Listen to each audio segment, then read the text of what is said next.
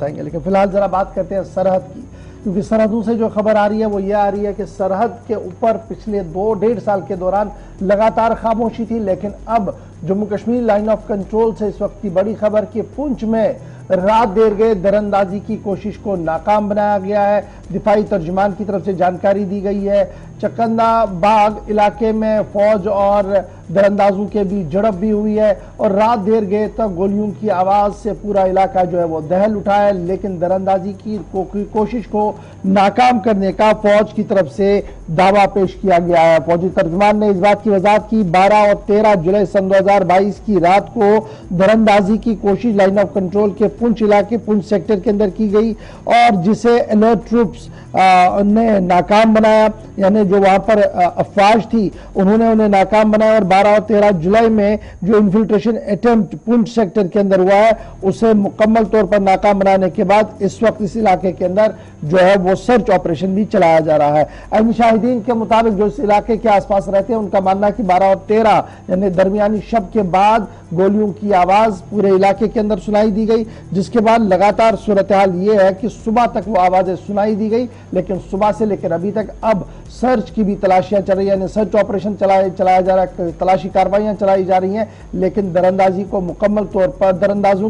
तौर पर रोक दिया गया। फौज की तरफ से यह दावा किया गया और दिफाई तर्जुमान ने थोड़ी देर पहले ये बात सामने रखी है। सीधे चलेंगे, हमारे नुमाइंदे सन्नी शर्मा इस वक्त है। सन्नी, क्या कुछ अपडेट आपके पास है? इंडियन आर्मी की स्पोक्स पर्सन का बयान सामने आया, डिफेंस की तरफ से बयान सामने आया है कि इन्फिल्ट्रेशन अटेम्प्ट हुआ था जिसको नाकाम बनाया गया।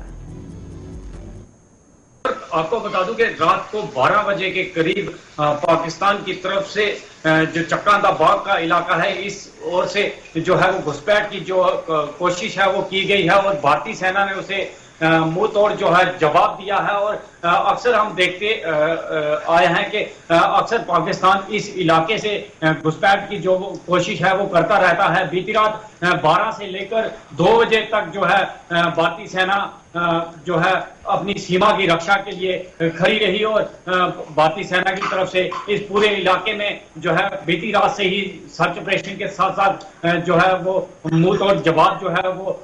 जो मिलिटेंट्स हैं उन्हें दिया गया है। अक्सर देखा जाता है कि ये पूरा जो इलाका है चक्कादा बाग हो गया, खड़ी हो गया, करमारा हो गया या गगवाल का सेक्टर हो गया, इस इलाके में पूरी ही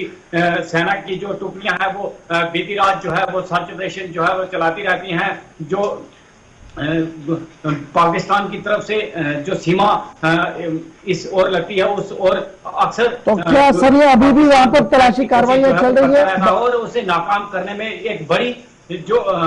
पाकिस्तान की तरफ से घुसपैठ की कोशिश थी उसे नाकाम किया गया। बहुत शुक्रिया सनी हमारे साथ ज्वाइन करने के लिए। सनी शर्मा बता रही है 12 और 13 तारीख को जो घुसपैठ करने की कोशिश की गई थी, इन्फिल्ट्रेशन दरअंदाजी की कोशिश की गई थी, फौजी तर्जुमान के मुताबिक उसे नाकाम बना दिया गया। इलाके के अंदर रात देर गए तक गोलियों की आवाज सुनाई दी गई, लेकिन सुबह से लेकर अभी तक सूरत हाल ये है कि फौज ने कई इलाकों का तलाशी कार्रवाई शुरू की है। लंबे अरसे से देख रहे थे सरहदों पर खामोशी और ये जंगलात से भरा हुआ इलाका है दोनों अतराफ, चाहे वो उस तरफ पीओके का हिस्सा हो या इस तरफ आने वाला हिस्सा हो, दोनों अतराफ। और सर्च ऑपरेशन चूंकि आमने सामने पाकिस्तानी रेंजर्स और भारतीय फौज भी है तो इसलिए दोनों के दरमियान कई बार राब्ता भी हुआ, मीटिंग्स भी यहां पर हुआ करती हैं। और ये वो हिस्सा है जो चक्कादा बाग का सेक्टर जहां पर भारत और पाकिस्तान में तिजारत कई वर्षों तक होती रही और पिछले 2-3 सालों से, हालांकि 2019 के बाद ये तिजारत उड़ी मुजफ्फराबाद रोड के साथ साथ पुंछ से भी बंद है, लेकिन ये एरिया जहां पर हलचल उस वक्त हुई है जब इस इलाके के अंदर जंगलात